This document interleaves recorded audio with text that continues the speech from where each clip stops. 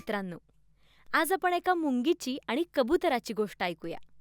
ही गोष्ट एका घनदाट हिरव्यागार झाडांनी वेढलेल्या सुंदर आणि शांत जंगलातली आहे.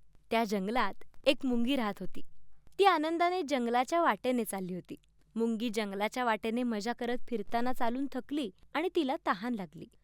मुंगीला त्या जंगलात सुंदर तळं दिसलं आणि ती पाणी पिण्यासाठी त्या दिशेनं गेली.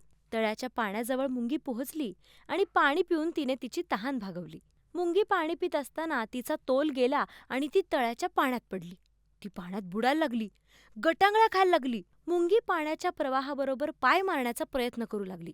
तिचे हे प्रयत्न झाडावर बसलेल्या एका कबुतराने पाहिले.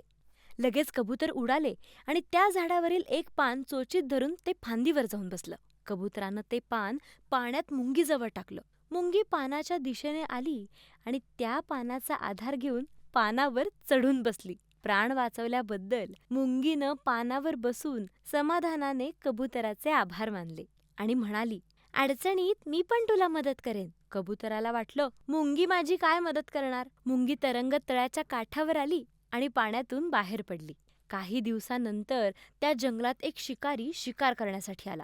त्यानं झाडावर बसलेलं ते कबूतर पाहिलं आणि लगेच बंदुकीचा नेम त्या कबुतरावर धरला. हा प्रकार मुंगी पाहत होती. मुंगीने शिकाऱ्याजवळ जाऊन त्याच्या पायाचा जोरात चावा घेतला. बंदुकीच्या आवाजामुळे कबूतर घाबरून उडून गेलं आणि शिकारी जंगलातून निघून गेला. कबुतराने मुंगीचे आभार मानले आणि त्याच्या मनात असणारा गैरसमज हा दूर झाला. गोष्टीचा बोध, संकटात साथ देतो तोच खरा मित्र. Hi everyone! Welcome to Toon Toon Kids Story. Don't forget to subscribe! Hey kids, here's the subscribe button. Click it to watch more fun videos. Don't forget to ring the bell.